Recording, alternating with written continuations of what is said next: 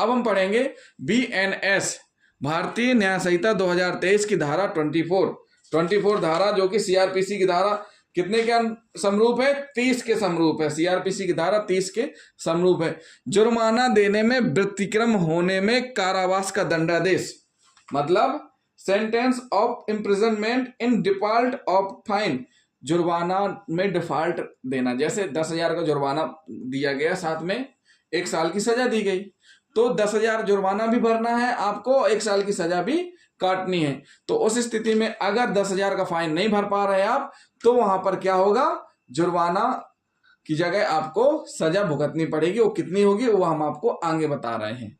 तो सबसे पहले हम पढ़ेंगे 24, जो धारा 24 का पार्ट 1।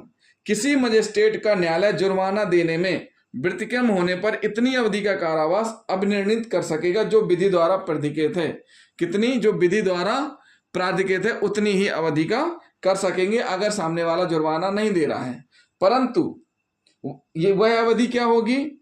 धारा 23 के अधीन मजिस्ट्रेट की शक्ति से अधिक ना होगी। धारा 23 में क्या दी गई है? शक्ति ये दी गई है कि 7 वर्ष तक, 3 वर्ष तक, 1 वर्ष तक, जुर्माना 50,000, 10,000, ये सारी की सारी चीजें दी गई हैं, इनसे अधिक नहीं होगी।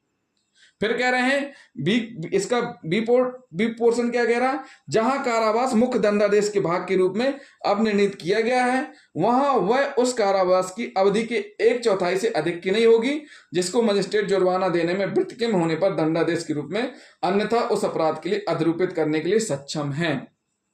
मतलब कि सजा सुनाई गई, सजा सुनाने के बाद जुर्माना भी, फाइन भी दिया जाएगा पेनाल्टी के रूप में, कितना आपको जुर्माना भरना है। उस स्थिति में जुर्माना नहीं भर रहे, मान के चलिए 1 साल की सजा हुई और 10,000 रुपये फाइन हुआ, और उस स्थिति में आपने जुर्माना नहीं भर पाए, तो क्या होगा कि 1 साल का 1/4 यानी 2.5 महीने और आपकी सजा बढ़ जाएगी। यानी कि आपको कितने महीने सजा काटनी है? 12 + 2 यानी 14 महीने और 15 दिन, यानी 14.5 माह की सजा आपको काटनी पड़ेगी। जुर्माना ना देने पर कितनी चौथाई? यानी 1/4। कितनी सजा होगी? 1/4 सजा, जो मुख्य सजा है उसका कितना? 1/4 अधिक अवधि होगी, बढ़ जाएगा। तो साथियों ये क्या हुआ? धारा 24 का भाग 1। धारा 24 का भाग 2 क्या बोल रहा है?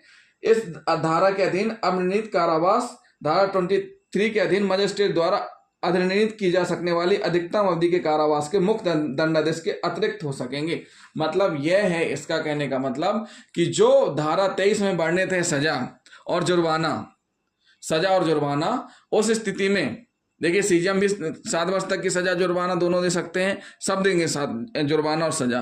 तो जो धारा 23 में बढ़ने थे कि इतने दंडादेश दे सकते हैं, तो जो मुख्य दंडादेश मान के चलिए CJM ने 3 वर्ष की सजा दी, और अगर आप जुर्माना नहीं भर रहे हैं, तो जुर्माना नहीं भर रहे हैं तो उसकी जो पेनाल्टी है सजा के रूप में वो अलग रहेगी। 3 वर्ष तो आपको काटना ही काटना है। अगर मान के चलिए आपको 2 वर्ष की सजा सुनाई गई, कहां से? न्यायालय से 2 वर्ष की सजा सुनाई गई है, ठीक, और आपको 10,000 का फाइन है, तो आप 10,000 का फाइन नहीं कर रहे हैं, तो 2 साल का 1/4 यानी कि 6 मंथ आपको एक्स्ट्रा व्यतीत करने पड़ेंगे, यानी 2.5 साल की सजा होगी।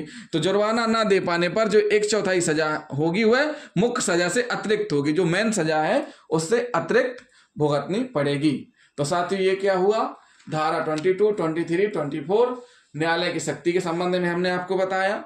तो जिन साथियों ने अभी तक हमारा चैनल सब्सक्राइब नहीं किया है तो हमारे चैनल को सब्सक्राइब कर लें और वीडियो को अधिक से अधिक शेयर करें, साथ ही साथ कमेंट और लाइक भी करते जाएं। अगले वीडियो में हम आपको बताएंगे एक ही विचारण में कई अपराधों के लिए दोष सिद्ध होने के मामले में दंडादेश।